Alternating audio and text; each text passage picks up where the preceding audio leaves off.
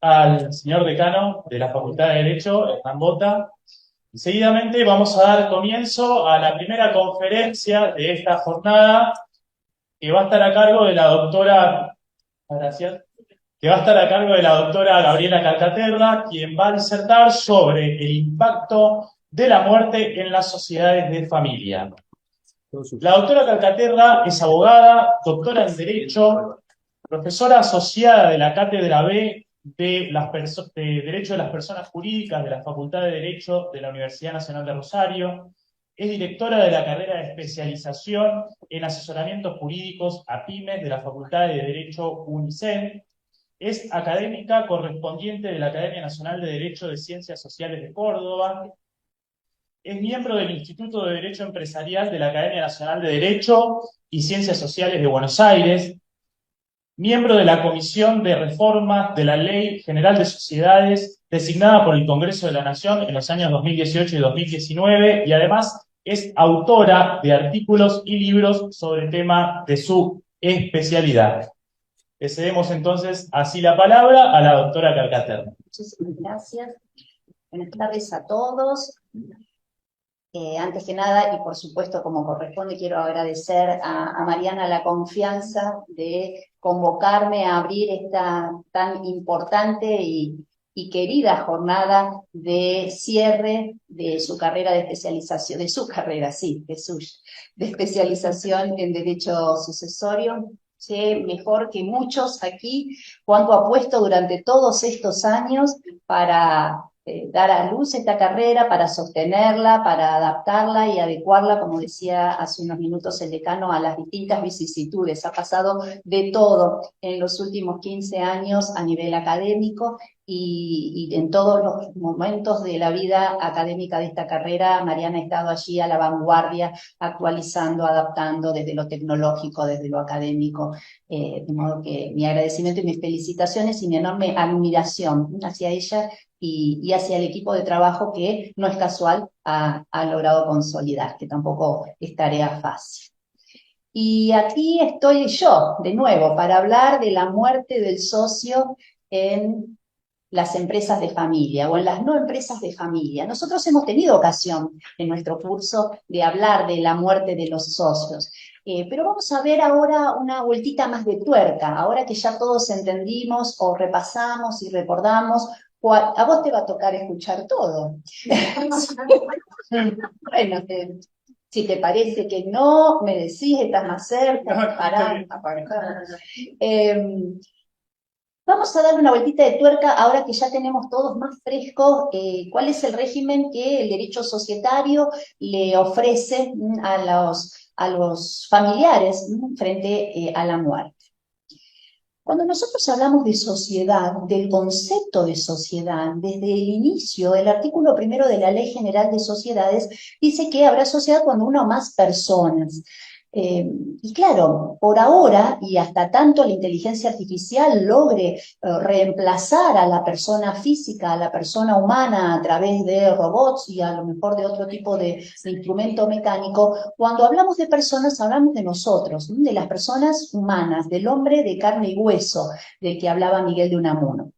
Por lo tanto, es un presupuesto de la existencia de la sociedad, la existencia de socios. Nosotros tenemos la posibilidad de que las sociedades se organicen bajo una forma unipersonal, la SAS nos ofrece esa herramienta.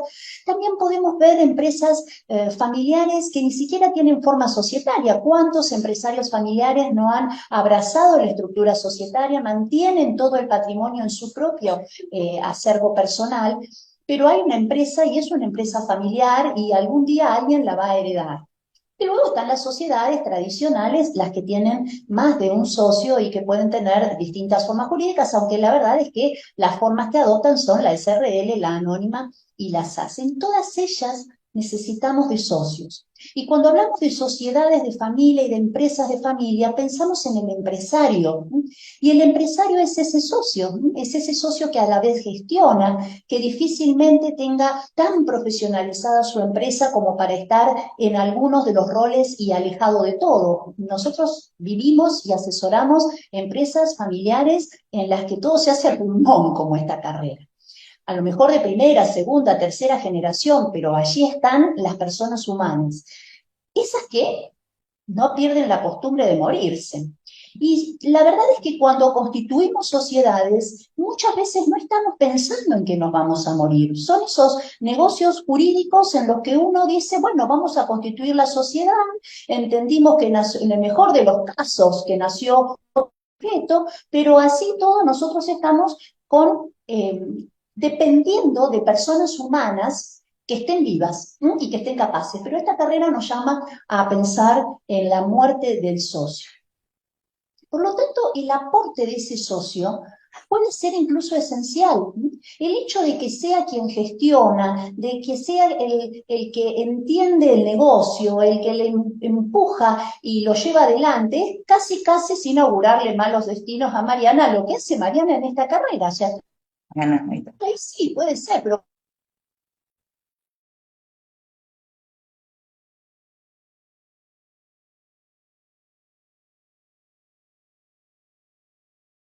muchas veces con los hijos, cuando se correrá el viejo de donde está, no por ella, sino porque yo lo voy a hacer.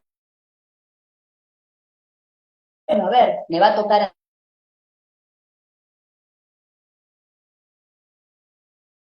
que más se sacrificó, que quiere salir corriendo y lo único que no quiero saber nada, háganlo, sea la gallina de los huevos de oro, bien, pero no cuenten conmigo, mi vocación o mi no vocación está en otro lado. Y todos son factores que generan conflictividad cuando Mariana o el viejo ya no están. Entonces, ¿dónde está la esencialidad del aporte de ese socio que si se muere nos pone realmente en una situación complicada? Como decíamos, en lo que aporta. En sus prestaciones accesorias, que muchas veces ni siquiera tienen forma de prestaciones accesorias, pero pone mucho y ni siquiera tiene una retribución por ese plus que pone en su hacer, en los bienes de su patrimonio que pone a disposición de la empresa.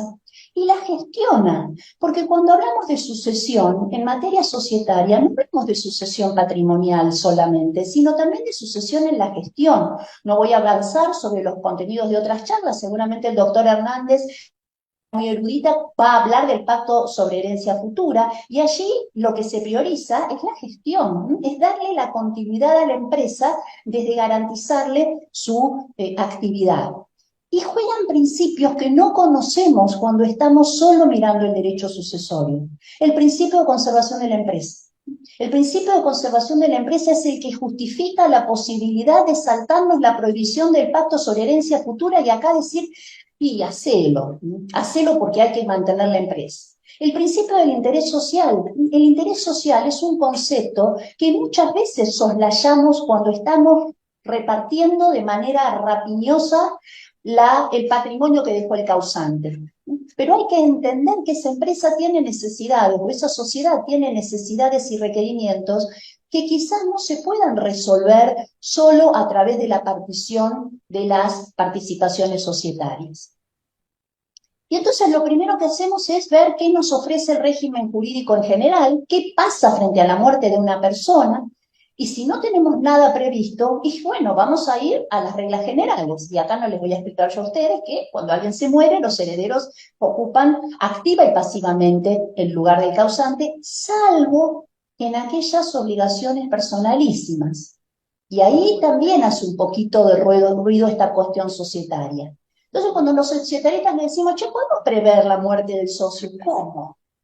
¿Y el orden público? ¿Cómo me estás diciendo vos que vos en un estatuto que te va a certificar en el mejor de los casos un escribano, una firma, ni siquiera un instrumento público, vas a tomar decisiones y vas a plantear reglas que no son aquellas que yo conozco desde el derecho sucesorio? Y sí, porque como decimos en nuestro curso, el derecho societario, señores, es el que maneja el patrimonio, y donde está el patrimonio está el poder, y donde está el poder se aplican las excepciones.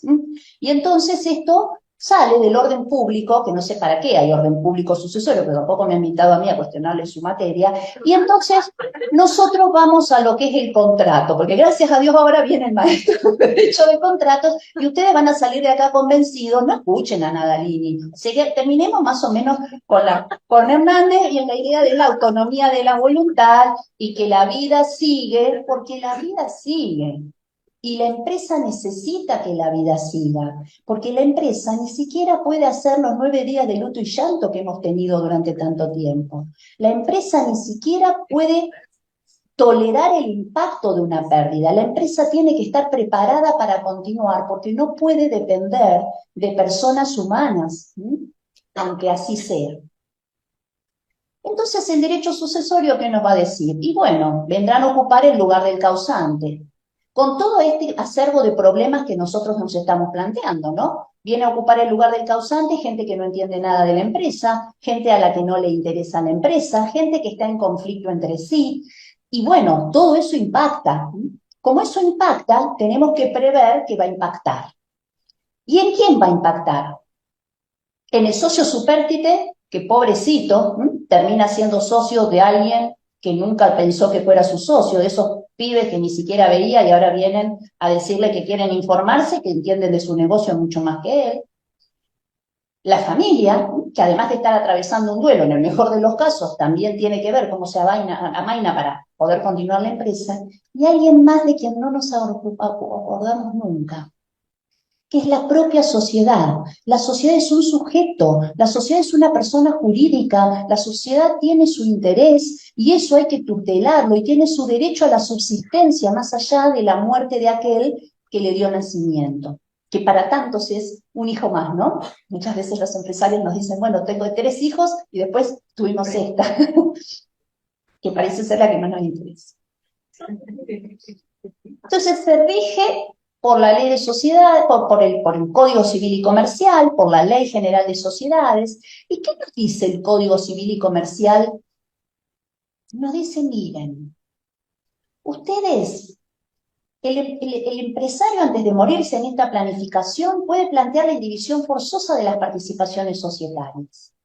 Pero si él se murió sin pensar lo que iba a pasar, y a lo mejor la viuda que tuvo que ver con la creación de esa empresa, con el desarrollo, que ha tenido una participación activa en la gestión o en la vida diaria de esa empresa, puede plantear la indivisión forzosa de las participaciones societarias.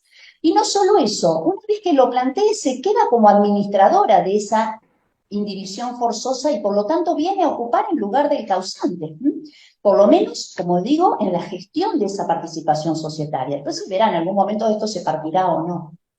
Y también pueden hacerlo los demás herederos cuando tengan este interés. Y también pueden pactarlo los herederos entre sí. Entonces, hay una cantidad de soluciones que nos permiten a nosotros ir por el lado de acuerdos entre el causante y sus herederos, entre quienes ya son herederos, o en el mismo conflicto pegar primero, porque si viene la viuda a decir que ella trabajaba y algún hijo mayor de edad que también trabajaba y plantean la división forzosa, eso van a estar todos de acuerdo, pero después, ¿quién se queda con la administración? Porque dicen que, bueno, eso dirán ustedes los de sucesiones, yo digo todas las dudas que yo tengo, pero por lo menos abre la puerta a que nosotros podamos ir ubicándonos en la tutela y acompañamiento de uno o de otro interés. No es lo que más nos conviene el silencio del estatuto social, por eso esta idea de que la autonomía de la voluntad juega en el ámbito societario es importante y nos permite prever cláusulas en el estatuto o en el contrato de sociedad que acompañen la cultura de cada empresa familiar. Y esto es importante también, porque no tienen por qué ser iguales esas cláusulas, no van a ser iguales. Cada familia empresaria lo va a prever de un modo u otro. Habrá familias empresarias que estén abiertas a la incorporación de los herederos a la sociedad, debería ser la regla. Habrá familias empresarias que estén abiertas a que se incorporen los sucesores, los descendientes, perdón, pero no necesariamente los herederos, y ahí empezamos a empujar un poquitito a los familiares políticos y a gente que tiene que ver con la familia, pero no necesariamente con los lazos de sangre de nuestra empresa familiar. Habrá empresas familiares que no tengan problema en dejar esto abierto a la incorporación de terceros, otras que quieran ser bien cerradas ante esto. Algunos asesores que a veces no prevemos todo lo que puede llegar a pasar en la vida, porque es muy difícil preverlo todo, y entonces proponemos algunas cláusulas o dejamos para después, y ahí no cumplimos todos con un deber que nuestra legislación impone, que es el de prevención también. Pues nosotros acá jugamos con el riesgo, y hablamos del riesgo empresarial, del riesgo económico, pero hay riesgo también en la gestión de los conflictos personales entre los miembros de una familia empresaria. Eso es parte del riesgo propio que particulariza a la empresa familiar a diferencia de las otras. Hemos podido hablar nosotros en nuestros cursos de que hay ventajas y desventajas. Bueno, los vínculos personales, el factor emocional, el factor psicológico, son componentes que no sabemos manejar los abogados, que difícilmente manejen quienes se dedican a eso, pero que tenemos que tener claros y por lo menos prever. ¿Qué vamos a hacer nosotros desde nuestro contrato o estatuto? Bueno, dependerá del tipo societario en el que estemos, esto también lo hemos podido conversar, no vamos a volver sobre esto, pero es bueno que nos ordenemos y digamos, bueno, cuando elijo el tipo societario sobre el que voy a organizar a la empresa familiar, ver qué herramientas me da cada uno. Porque si voy a optar por una SRL, tengo que saber que la Ley General de Sociedades tiene un régimen muy confuso para la muerte del socio en la SRL. Y todos decimos, bueno, hay que prever cláusulas que eviten esa confusión, pero ojo, a lo mejor nos viene bien. Porque como yo no sé de qué lado voy a estar, bueno, yo si me muero sí sé de qué lado voy a estar, pero digamos, frente a la muerte del que se murió, no sé de qué lado voy a estar. Y esto también es importante, porque hay muchos empresarios que dicen, cuando me muera que se arreglen ellos. Y entonces cuando ellos se tienen que arreglar, tenemos que arreglarnos nosotros. Y después estamos años y años tratando de que gestionen su conflicto y de que superen sus dificultades, y mientras tanto la empresa vale cada vez menos, y esto nosotros lo vemos todo el tiempo. Yo estoy gestionando un conflicto entre unos herederos desde antes de la pandemia, y las empresas no valen más lo mismo. Y ellos mismos van perdiendo interés en la gestión de empresas que, al no estar suficientemente atendidas por alguien, gestionadas, ya son cada vez más complejas. Entonces, todo esto es función nuestra, pero por ejemplo, a lo mejor guardar silencio y decir, bueno, cuando se mueran vamos a ver, a lo mejor me conviene que no esté tan claro, y entonces como la doctrina está dividida, veré de qué lado me toca estar, o no, o ponemos reglas claras cuando todavía no sabemos de qué lado vamos a estar, y entonces acordamos. Claro, pero nosotros acordamos en un contrato, en un estatuto. Pero mientras nosotros acordamos en el estatuto, vamos limitando la libre transmisibilidad de las participaciones societarias. Y si vamos a pensar en el muerto, vamos a decir, frente al fallecimiento de un socio, o los herederos podrán optar por incorporarse o no, o los demás socios, los supérfites, podrán optar por incorporar o no a los herederos. Y ahí podemos prever si aceptamos o no aceptamos las donaciones, porque hay mucha cosa presumida también en la cultura de la empresa familiar. Cuando nosotros empezamos a asesorar a las empresas de familia y les decimos, ¿ustedes tienen acuerdos sobre esto? Ya que sí, nosotros tenemos acuerdo de todo. Nosotros tenemos clarísimo todo, nosotros ya sabemos qué va a pasar cuando se muera papá, nosotros ya sabemos qué va a pasar con los bienes, y después no sabíamos nada porque presumíamos que lo sabíamos, pero hay algún discolo que dice, yo quiero algo diferente. Y si esto no estaba acordado, el disco lo que quería algo diferente, a lo mejor lo único que quiere es, mira, che, se me murió el socio, y si me muero yo también, yo voy a donar mis partes a mis herederos. Yo se las voy a donar a mis futuros herederos, como me dijo una vez un colega. No entiendo la cláusula, doctora, porque los herederos, mientras no se muera, bueno, a ver, querido, pone descendiente. Bueno, ¿eh? Y todo el código está así, pero él no estaba así. ¿Viste cómo son cordobés? Bueno. Después de darme una clase de Derecho Societario, que yo recibí bien, porque digo, y terminó con esto de que los herederos, bueno.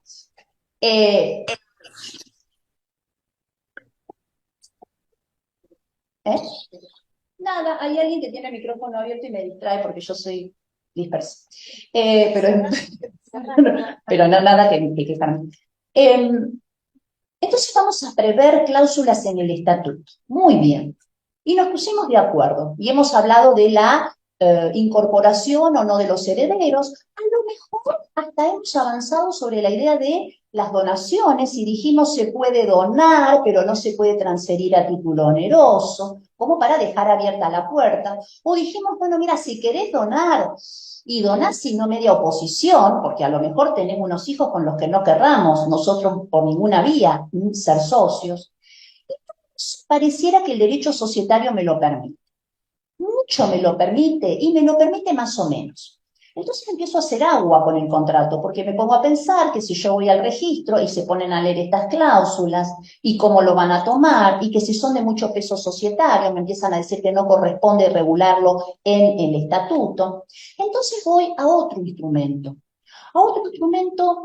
no menos óptimo que el estatuto, que es el pacto de sindicación, que son los acuerdos entre socios y accionistas o accionistas. Y los pactos de sindicación son una herramienta de todos los días, al extremo de que muchas sociedades directamente hacen contratos bajo un estatuto tipo y luego enriquecen la regulación de los intereses de las partes a través de estos pactos. En una empresa familiar, el pacto de sindicación tiene una causa fin muy relevante. Y luego tiene una naturaleza jurídica específica. No discutimos que el pacto de sindicación es un acuerdo o un contrato plurilateral y de organización. Pero en ese contrato plurilateral y de organización, donde rige la autonomía de la voluntad de una manera mucho más abierta que para el estatuto, porque acá yo no tengo una ley que rige el pacto de sindicación, yo no tengo tipicidad, tengo una libertad de formas, pero ojo que la autonomía de la voluntad en el pacto de sindicación tampoco es extrema y absoluta, porque hay que coordinarlo con el instrumento que complementa, que es el estatuto.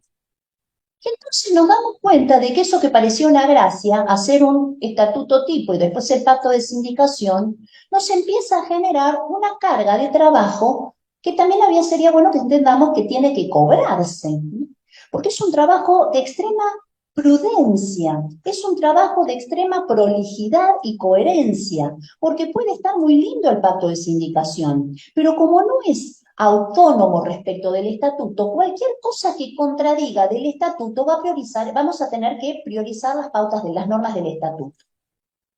Entonces yo digo, si yo en el pacto de sindicación acuerdo que los miembros de la rama de la familia que firman este pacto de sindicación, este acuerdo de socios herederos, futuros herederos o herederos, bloquean la venta, la enajenación de sus partes a terceros, de modo tal que si somos la rama de mi papá y mi papá, nosotros entre nosotros primero vamos a tratar de transferirnos las participaciones, de modo que mis hermanos y yo, o mis primos y yo, y después recién se las vamos a ofrecer a los otros, porque hemos bloqueado la transmisibilidad de esas participaciones societarias, con la única finalidad de que todo el pacto nos siga obligando, de que nadie se escape del pacto a través de la enajenación, y el estatuto decía que para poder transferir las participaciones societarias era necesario primero ofrecérselas a los demás socios. Yo empiezo a tener un ruido en la interpretación que el que se quiera escapar va a poder echar mano de esta diferencia de interpretación, porque yo voy a tener gente que está fuera del pacto a la que aplica el estatuto y gente que está dentro del pacto a la que aplica el estatuto pero también el pacto. Y yo ya dije que el estatuto tiene una vigencia preeminente respecto del pacto, por lo tanto, si hay contradicción, tengo que ir al estatuto. Y entonces, ¿cómo hago para cerrar el pacto si el estatuto me hace mantener cerrado eso, pero abierto a los demás socios? Todas estas cosas pasan o se notan cuando se nos muere, porque mientras nosotros hicimos el pacto, ellos difícilmente se den cuenta de esto. Nosotros, si no nos damos cuenta, los abogados, que somos los que los redactamos y los leemos, la gente por ahí presta más atención a otros aspectos. Pero cuando el Señor se murió, ¿qué hacemos? ¿Qué hacemos si tenemos un pacto de sindicación y no tenemos claro, o tenemos claro, si el pacto se transmite a los herederos? Porque la gente lo firma, pero después se muere. O sea, yo estaba diciendo no lo podés transferir, pero ¿qué va a hacer? Se murió, a ver, hizo lo que pudo, no le vendió a nadie, no las tocó nunca, pero se murió. Yo creo que se murió de la tensión que le producía no saber qué hacer con eso. Y se murió con las cosas agarradas en la mano y nosotros se las sacamos, las acciones, viene alguien y nos dice me da lo mismo, si tenés el título o no tenés el título, es el libro, tenía el libro abajo de la cama, le sacamos el libro de registro de acciones y vemos, y no hizo nada en vida, ¿no? Y se murió. Entonces se nos murió ¿quién? Y el que tenía una prestación esencial. Y la ley de sociedades dice, si hay vicios en el contrato entre un socio cuya prestación es esencial, allí sería nulo el vínculo del socio con la sociedad. En este caso, que la causal es sobreviniente, ¿es causal de disolución? ¿Ya puede venir alguien y decir, es causal de disolución esta sociedad familiar en la que se murió el pater? Bueno, creo que no, pero insisto, hay un principio de conservación de la empresa que nos ayuda a pensar que no, pero también hay un principio que dice que es causal de disolución la imposibilidad sobreviniente de cumplir el objeto, y es causal sobreviniente de cumplir el objeto la imposibilidad de gestionar la sociedad, la imposibilidad de tomar decisiones en los órganos, de la imposibilidad de tener una actuación orgánica normal, porque esto es esencial e inherente a la vida de la sociedad. Ese pacto de sindicación, por lo tanto, tendrá que prever si rige respecto de quienes vienen a ocupar el lugar de los socios por actos entre vivos, y allí naturalmente tendrán que aceptarlo, o tendrá que responder a la idea de que las obligaciones asumidas por los socios o por las personas se transmiten a sus herederos, salvo que fueran obligaciones personalísimas. Y lo normal y habitual es incluir alguna cláusula que lo diga expresamente, que este pacto y las obligaciones asumidas en este pacto se van a transmitir a los sucesores particulares o universales de los socios. No sé, creo que el tiempo está. No sé, no sé cómo estoy con el tiempo, por primera vez en mi vida. No me pasan las cosas. Ay, Sí, sí, estamos bien, estamos bien. vamos muy bien. A las 15 que cerramos el Me apagan el micrófono, hacemos la gran candioti. Ustedes no saben, pero nosotros hemos tenido un personaje aquí que se ha resuelto esto de una manera, pero después se lo extraña. A veces se lo extraña. ¿Cuáles son entonces los límites a la autonomía de la voluntad en el pacto de sindicación de acciones? Es un tema importante en el ámbito, digamos, en el contexto de la disciplina societaria, pero en particular en el contexto de la disciplina societaria frente a las sucesiones. Y, por ejemplo, podemos pactar en ese contrato criterio de evaluación de la empresa, cómo le vamos a pagar a los herederos que no se incorporen a la sociedad en el lugar del causante, ¿sí? A raíz de las transferencias que se hacen dentro de la misma rama o dentro de la empresa familiar, alguno no quisiera incorporarse. Pero esos pactos que establecen el criterio de evaluación de las participaciones societarias y la forma de pago a esos herederos, si estuvieran en el estatuto, estarían protegidos por la nulidad del artículo 13, que dice que es nula la cláusula del estatuto que establezca criterios de evaluación de la parte que se le pagará a los herederos que se aparte notablemente de su valor real. Pero eso aplica para la sociedad en el estatuto. ¿Yo puedo sortear y burlar el artículo 13 en el pacto de sindicación? Porque el pacto de sindicación no se rige por el estatuto, debe respetar, por la ley de sociedades, debe respetar el estatuto, debe respetar la ley de sociedades también, debe respetar la ley de sociedades también. Así que hay que tener en cuenta esto. Yo no puedo burlar las normas imperativas de la ley de sociedades por la vía de un pacto que muchas veces lo viola.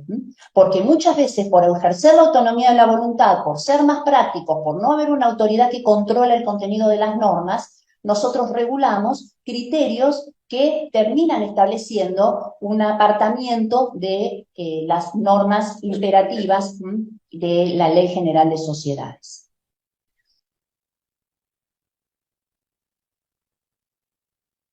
Otra cuestión es, ¿qué pasa cuando se nos murió el socio y se nos quedó a mitad de camino? Porque este otro problema con la muerte, no nos deja dejar todo prolijito, organizado.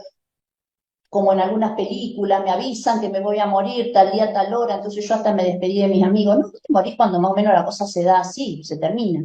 Entonces es como cuando se te descompone la impresora y vos ya tenías que presentar algo, en el momento menos oportuno a veces. Entonces, capaz que hizo un aporte a cuenta de futuro aumento de capital y todavía no se incorporó a la sociedad ese aumento de capital. ¿Y quién tiene derecho a suscribir ese aumento de capital? ¿Tienen derecho los herederos? Otro tema importante, propio de nuestra materia. ¿A quién corresponden los derechos? ¿Al accionista o a la acción? ¿El ejercicio de los derechos es personal del accionista o es de la participación societaria?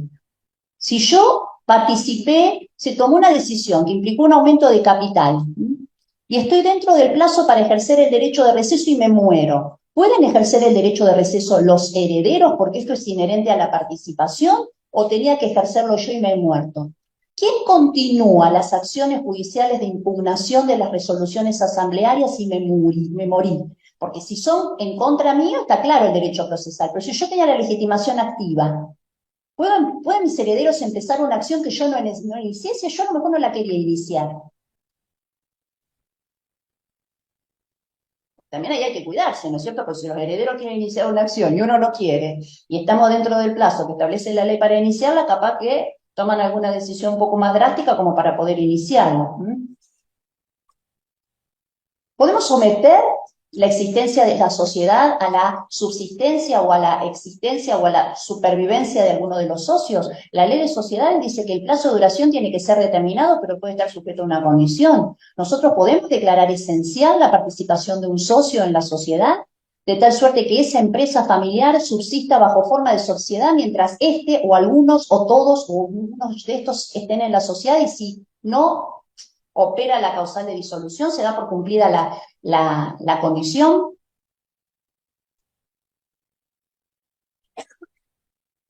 Y lo más importante, ¿se liberan los herederos de todas estas obligaciones o por qué vía los herederos pueden romper las obligaciones que asumió el causante y darle continuidad a su presencia en la sociedad bajo un formato, bajo unas pautas distintas de las reglas que estableció el causante? Nosotros debatimos mucho acerca de la autonomía de la voluntad en el derecho societario. Hay quienes sostienen que todo se puede regular, que todo se puede o no regular, todo se puede pactar, incluso se pueden renunciar derechos que nuestra propia Ley General de Sociedades declara como imperativos. Porque yo puedo hacer lo que quiera, esta cosa libre. No es momento. No, porque entienden mal lo que hablamos cuando hablamos de libertad. Entonces, como nos vienen a decir, oh, bueno, yo recién escuché, por supuesto que estamos con la universidad pública, pero también hay una cuestión de separación de poderes, ¿no? Entonces, yo no creo que nadie pueda lo que no va a hacer el Congreso si no quiere. Entonces, podemos pensar en libertad. Y sigo. Entonces, pero esta libertad que me permite a mí regular en el estatuto y a celebrar pactos de sindicación, y en su caso, hacer el protocolo familiar, que es la gran vedette de las empresas de familia, cuando el padre regula porque le da la gana como un autoritario regular todo lo que quiere para que cuando no esté las cosas se sigan haciendo a su manera, porque estos también son perfiles monarcales de empresarios familiares, le bloquean toda alternativa de autonomía también a los otros. Creo, y en esto sí les dejo abierto la posibilidad para que lo pensemos, porque de eso se trata, que todos nosotros ejerzamos la autonomía de la voluntad a través de la elaboración y construcción de herramientas jurídicas para nuestros clientes. ¿Hasta qué punto nos olvidamos cuando hablamos de la autonomía de la voluntad, que no es la autonomía del individuo, que la autonomía de la voluntad en materia de contratos es la de las partes? Y que para que el contrato valga, las partes tienen que haber actuado realmente con discernimiento, intención y libertad, y esto implica poder regular con conocimiento y medición del alcance, qué es aquello que queremos que nos rija cuando nosotros garanticemos la continuidad generacional y a través del tiempo de una empresa familiar. Bueno, muchísimas gracias por haberme escuchado y espero que sea una hermosa tarde.